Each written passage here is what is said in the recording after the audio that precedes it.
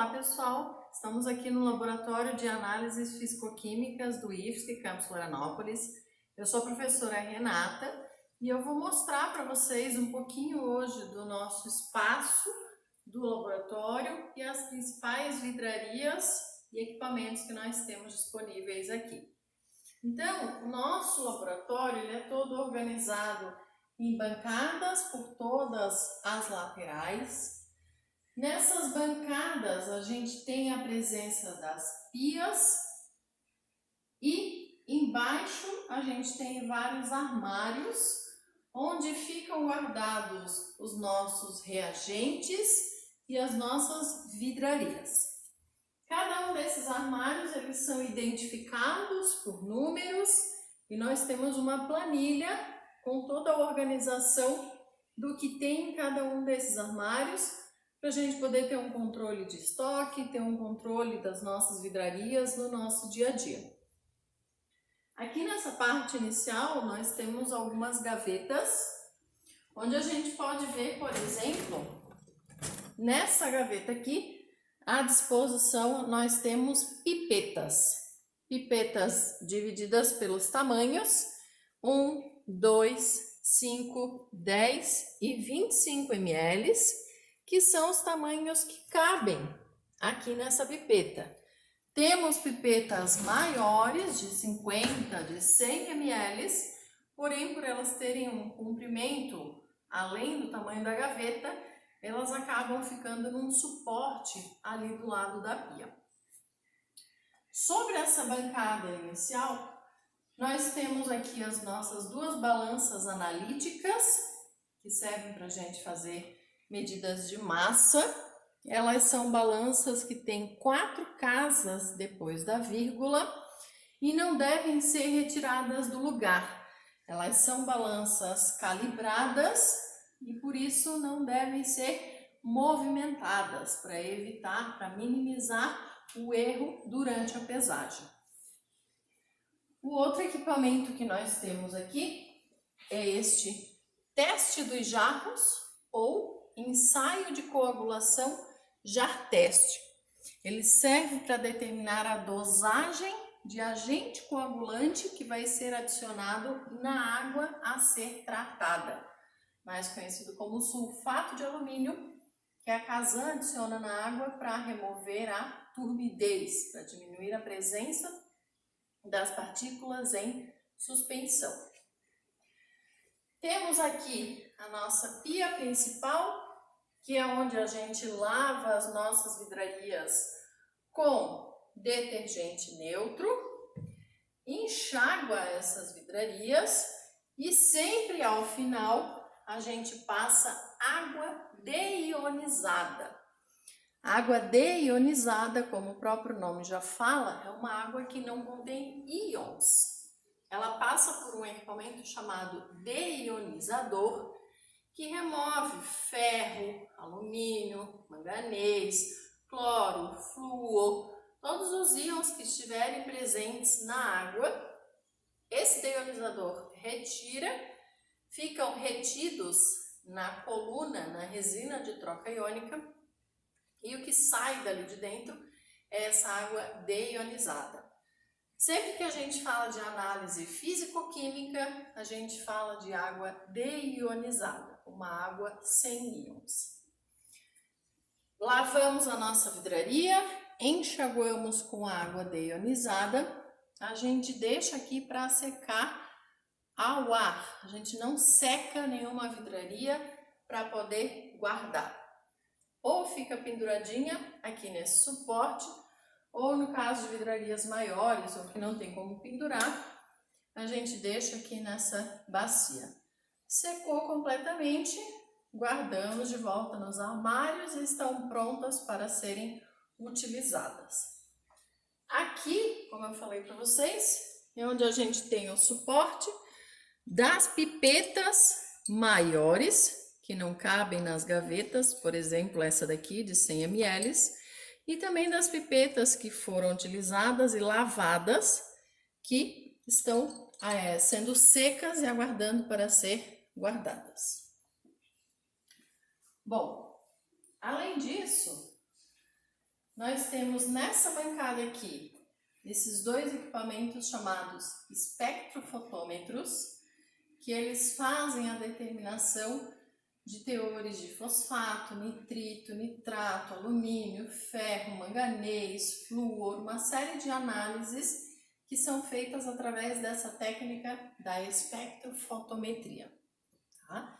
Esse aqui é um equipamento mais robusto, este aqui é um espectrofotômetro também um pouco mais simples.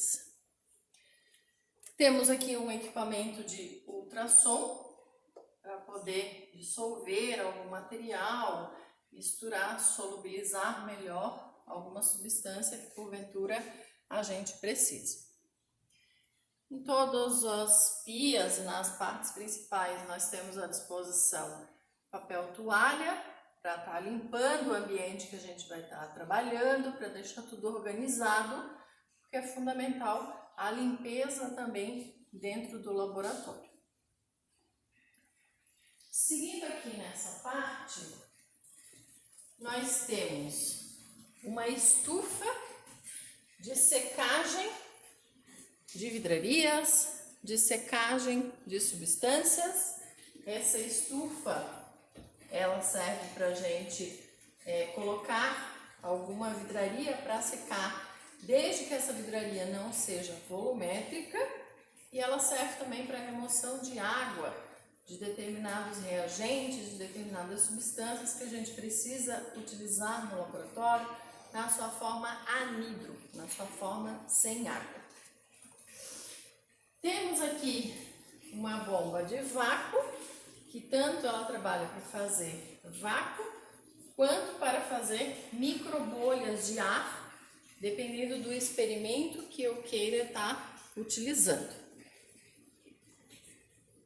Aqui nesse canto, nós temos então um equipamento de proteção coletiva bastante importante, que é o chuveiro, onde ele é acionado apenas puxando essa alavanca que está aqui, e aqui embaixo o lava-olhos. Basta eu empurrar aquela alavanca, já começa a sair a água e a pessoa consegue lavar os olhos, remover alguma substância que tenha caído ali no seu olho para evitar acidentes mais graves.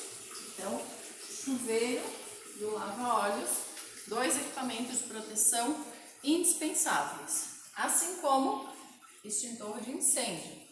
Temos aqui no laboratório tanto um extintor de CO2 como um de pó químico. Um está aqui nesse lado e o outro está lá na entrada do laboratório, servindo para prevenção de acidentes. Aqui no meio, nessa estrutura maior, nós temos o que a gente chama de capela de exaustão de gases. Então, como é que ela funciona? Quando a gente liga, ela tem um sistema de sucção dos vapores e das substâncias voláteis que são levadas para fora do laboratório. Essa capela, ela tem essa proteção aqui, que serve justamente para a gente poder manusear essas substâncias sem que corra o risco dela respingar alguma coisa em mim, ou de eu ficar respirando esses vapores que estão sendo liberados ali dentro. Se vocês observarem, aqui dentro da capela também ficam as chapas de aquecimento. Então, normalmente, quando a gente quer aquecer uma substância ou trabalhar com uma temperatura mais elevada, a gente trabalha aqui dentro da capela justamente para minimizar qualquer risco de respingo, de explosão ou de inflamabilidade que possam ter essas substâncias. Então, essa é basicamente a estrutura do nosso laboratório. Aqui é o equipamento que eu falei para vocês, é o nosso deionizador. Então, o que ele faz? Ele pega a água da torneira, a água que vem tratada da rede, essa água entra aqui dentro, onde tem uma resina de troca iônica. Essa resina de troca iônica, ela vai absorver todos os íons que estão presentes na água. Alumínio, ferro, manganês, flúor. Vão ficar retidos esses íons aqui dentro. E o que ela vai liberar são íons H+, e OH-. Esses íons H+ e OH-, quando se juntam, formam a molécula de H2O, que é a água que a gente conhece. Então, passa aqui pela resina de troca iônica, retém esses íons e sai aqui para esse barrilete, o que a gente chama de água deionizada, uma água sem íons, uma água que tem uma condutividade elétrica extremamente baixa, tá? E é essa água que a gente utiliza no nosso dia a dia para fazer todos os experimentos relacionados à análise físico-química. Para fazer esses experimentos, nós vamos utilizar com muita frequência vários tipos de vidrarias. Então eu vou mostrar para vocês agora as principais vidrarias que a gente usa no nosso dia a dia no laboratório. Para isso, a gente vai vir aqui para essa bancada principal, que é a nossa bancada de trabalho. Então, todos os nossos procedimentos nós realizamos aqui nessa bancada. Ela tem uma altura adequada desse material de granito para não absorver, para não reter qualquer substância que caia ali no meio. Tem uma torneira perto, caso aconteça de cair alguma substância na nossa pele ou até mesmo na bancada, possibilita uma limpeza imediata, tá? O que a gente precisa lembrar? Entrei no laboratório, vou começar a manusear vidrarias, reagentes, qualquer coisa, preciso estar vestindo os meus EPIs. Então, para isso eu estou de jaleco, de mangas compridas até a altura dos joelhos, calça comprida, sapato fechado e luvas nitrílicas, que são as luvas mais resistentes à maioria das substâncias que nós utilizamos no laboratório. Esse é o mínimo necessário para eu começar a trabalhar dentro de qualquer laboratório. Então, eu separei aqui algumas das vidrarias principais que a gente utiliza no nosso dia a dia.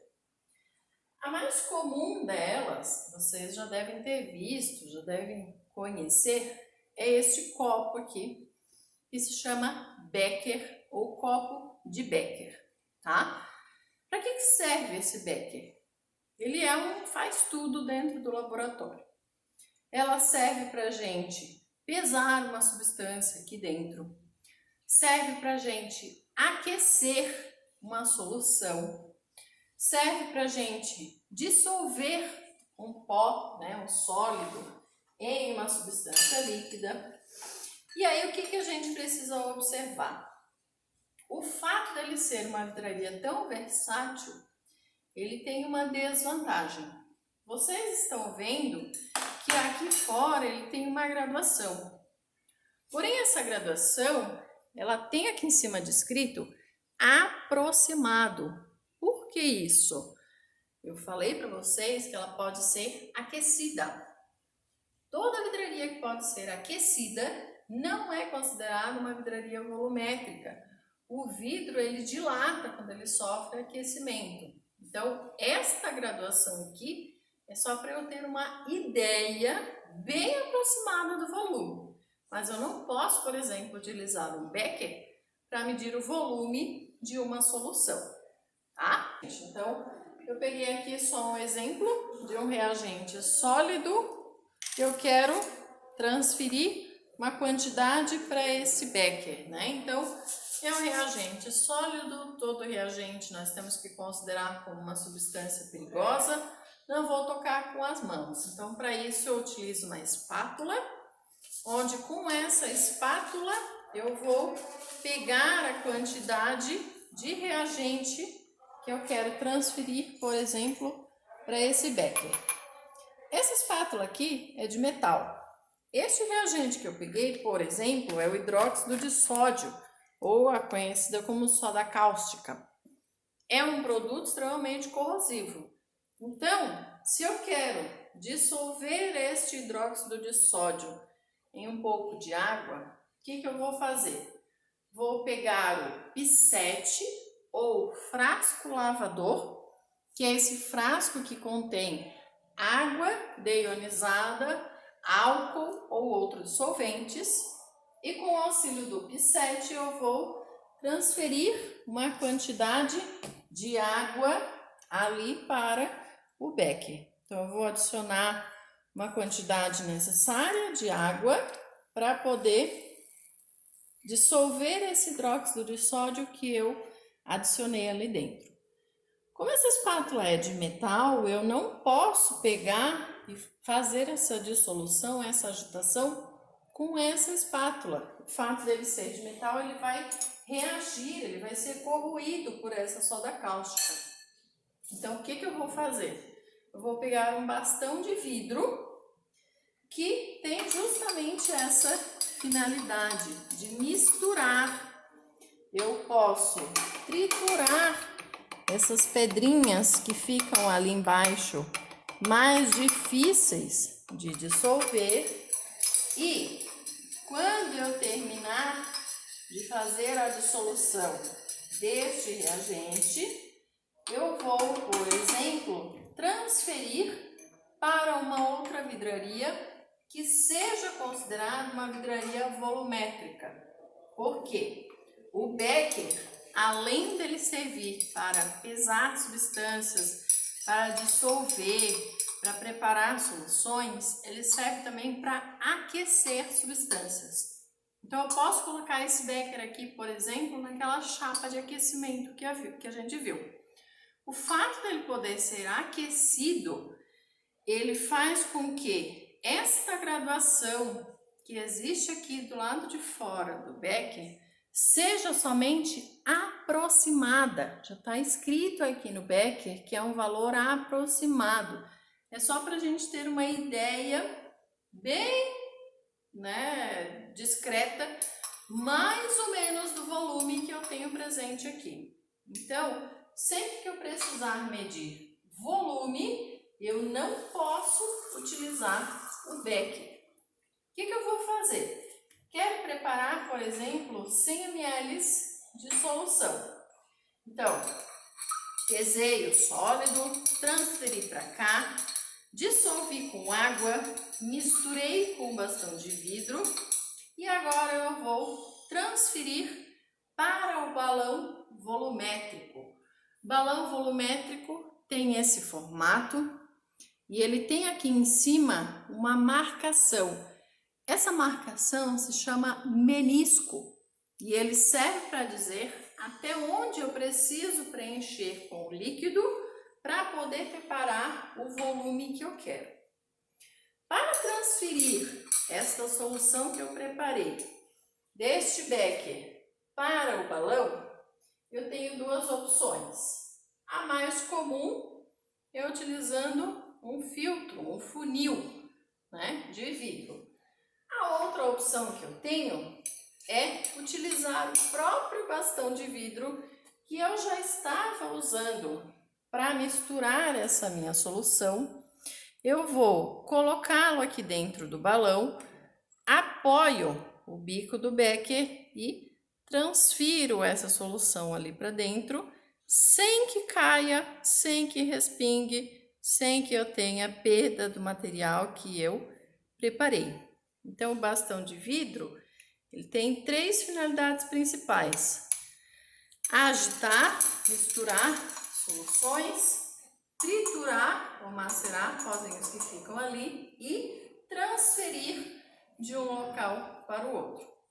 Se eu estivesse preparando uma solução, eu teria que limpar novamente, com mais um pouquinho de água, este becker e garantir que não ficou nem um pouquinho da substância que eu pesei ali dentro. Feito isso, o que eu preciso fazer agora? Eu preciso completar este meu balão até chegar na marcação do menisco. Então, o que eu vou fazer? Eu vou adicionando o solvente, que neste caso aqui é água deionizada. E quando chegar perto da graduação do menisco, eu preciso adicionar bem lentamente. Então, coloco água e chegou ali pertinho, eu vou adicionando gota a gota. O menisco está aqui em cima, ó. A gente precisa observar que a parte inferior da curvatura do líquido tem que estar exatamente sobre a linha do menisco. Então, o menisco está aqui embaixo, o líquido faz uma curvatura. Essa curvatura, a parte de baixo dela tem que estar sobre a linha do menisco. Para eu observar isso, eu tenho que me abaixar, então tem que ficar na altura dos meus olhos. Ou eu me abaixo para poder ver, ou eu coloco em um local mais elevado. Eu jamais posso pegar e querer olhar na mão, a gente tende a entortar, tende a ver por um ângulo diferente. Chegou no menisco, eu tampo, seguro com o dedo indicador e faço inversões sucessivas para poder homogeneizar a minha solução. Essa solução aqui está pronta, mas o que a gente observa? É um líquido transparente. Então, eu preciso colocar no local que eu vou armazenar e imediatamente colocar a etiqueta para poder lembrar o que significa essa solução. Além dessas vidrarias que eu mostrei para vocês, nós temos aqui cápsula de porcelana. Aqui é um cadinho. E este aqui se chama cadinho de Goock. Um é diferente do outro pelo fato de ser furadinho no fundo. Esse cadinho de Goock é para fazer filtração a vácuo. Este cadinho e a cápsula de porcelana são para fazer aquecimento a altas temperaturas. Sempre que a gente quer aquecer substâncias com temperaturas mais elevadas, a gente opta pela porcelana por ser mais resistente às variações de calor. Outra vidraria que eu tenho aqui é essa aqui, que vocês podem ver que tem uma lateral bem mais grossa, que se chama almofariz ou grau com pistilo, tá? Ela serve para quê? Justamente para a gente macerar, para a gente triturar. É o que a gente conhece como pilão, né? Mas ele tem, o nome correto dele é almofariz ou grau com pistilo.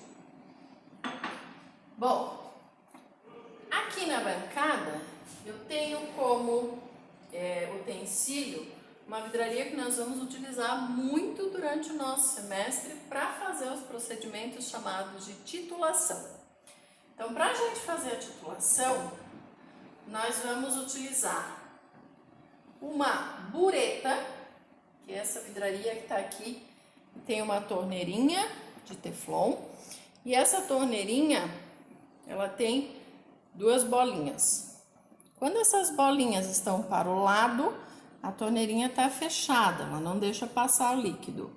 Quando eu viro que ela vai para baixo, o líquido passa e escorre aqui para baixo dessa torneirinha, tá? Então, ela funciona assim. Sempre que eu vou utilizar, eu vejo se ela está fechada. Se tiver fechada, coloco o líquido, né? Vou preencher ela e vou abrir, virar aqui para poder escoar o líquido. Ela tem uma graduação, então a gente sempre trabalha com a bureta cheia e vai pingando lentamente. No final, vê o volume que foi gasto dessa solução que estava inicialmente ali na minha bureta. Essa bureta, para ela poder ficar parada, para poder ficar fixa, a gente precisa de uma garra, que neste caso aqui é do tipo pinça. Tem vários tipos de garra, mas tem a mesma função. E esta garra está acoplada a um suporte universal.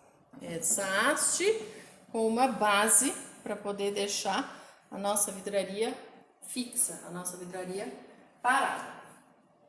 Para a gente fazer a titulação, normalmente a gente utiliza esta vidraria aqui, que é o Erlenmeyer. Por que a gente utiliza o Erlenmeyer e não o Becker, como eu coloquei aqui? Porque quando a gente faz uma titulação, ela é um procedimento manual que envolve agitação. Se eu fizer a agitação com o Becker, o fato dele ser essa boca mais alargada pode respingar para fora. E o Erlenmeyer tem justamente esse formato cônico, mais fino, né, na parte de cima, mais estreito, que não permite com que durante a agitação da minha solução ocorra o espalhamento do líquido para fora. Então, quando a gente fala de titulação, a gente fala dessa vidraria. Suporte universal, garra, bureta e Erlenmeyer.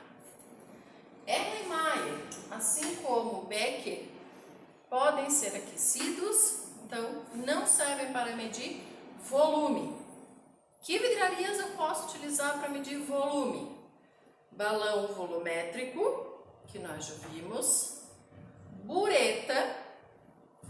Além disso, nós temos as pipetas e vamos ver também a proveta.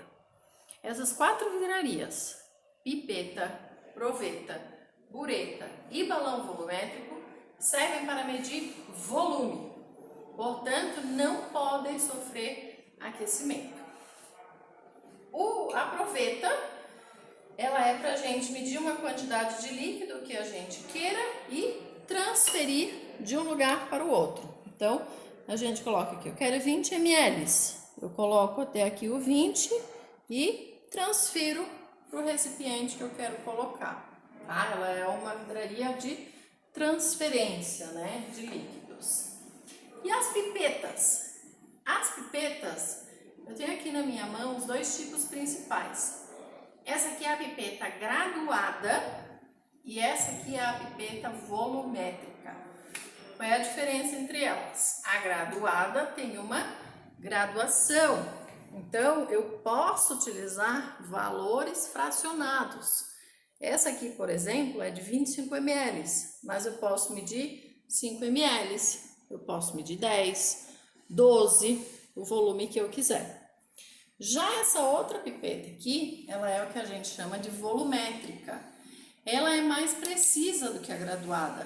Por quê? Justamente pelo fato dela medir um único volume. Essa aqui tem 10 ml, então eu não posso utilizar ela para medir, por exemplo, 9 ml, porque eu não sei onde que é a graduação do 9. 11 ml, menos ainda. Então, ela só me dá o valor fixo. Como que eu faço para utilizar uma pipeta? Bom, a gente sabe que jamais pode aspirar qualquer coisa com a boca, né? Para isso, a gente vai utilizar o que a gente chama de pera ou pipetador. É este carinha aqui, que ele tem esse dispositivo, né? Tem 3 saídas principais. Então, aqui em cima, quando eu aperto essa válvula e empurro o meio dela, ela expulsa o ar que tem dentro da pera. Repetir. Aperto essa válvula aqui em cima, o ar, e empurro o ar que estava dentro dela. Ficou vazia, pronta para ser encaixada na minha pipeta. Então, sempre que eu vou trabalhar com uma pipeta, eu preciso de um pipetador. O mais comum é esse aqui, que é o pipetador tipo pera. O que eu vou fazer? Vou colocar dentro da solução que eu quero pipetar e vou apertar aqui na válvula S para subir o líquido. Então, eu vou apertar aqui e ela vai começar a sugar o líquido para dentro da pipeta. Até onde que eu vou sugar? Até aqui o menisco, ó, é a mesma coisa do balão volumétrico. Ah, mas passou do menisco, e agora? Agora eu aperto na terceira válvula, que é o E, para expelir, esvaziar. E vou apertando devagarzinho até eu ver que a curvatura do líquido ficou exatamente sobre a linha do menisco. Medi ali certinho, tem o volume que eu quero, eu vou transferir para outra vidraria. Então, de expelir, venho e transfiro o volume que eu quero, né? A solução que estava ali. O que vocês vão observar? Ela vai tirar toda a solução que estava ali dentro, porém, por mais que eu aperte aqui, sempre fica um pouquinho ali no fundo. Como que eu tiro esse pouquinho? Estão vendo que tem essa bolinha aqui no canto? Eu venho com o dedão e pressiono essa bolinha. E ela vai empurrar a última gotinha que ficou aqui dentro, garantindo que todo o volume que eu medi foi transferido para essa vidraria. Terminei de utilizar, eu preciso separar a pera da pipeta. Eu não posso pegar essa pipeta e deixar ela deitada aqui com a pera encaixada. Por quê? Qualquer líquido ou vapor de líquido que esteja presente aqui nessa pipeta vai ser transferido para o interior da pera. Essa pera ela não pode ser lavada, ela tem esse material, essa borracha, que dificulta a sua limpeza. Então, se cair algum produto ali dentro, a gente tem que descartar esse dispositivo. Outro cuidado que eu preciso ter é nunca guardar ela dessa forma, nunca deixar ela sem ar. Por quê? Evaporou, né, um pouquinho de alguma substância para cá, de um líquido, e eu deixo ela dessa maneira, pode grudar as duas paredes da borracha e ela também não funciona mais. Então, terminei de usar, aperto de novo no ar, ela expele todo o ar que estava ali dentro e está pronta para ser guardada. Então, essas são as principais vidrarias que a gente utiliza no nosso dia a dia no laboratório de análises físico-químicas. Ao longo dos experimentos, vocês vão vendo de maneira mais aprofundada a utilização de cada uma delas.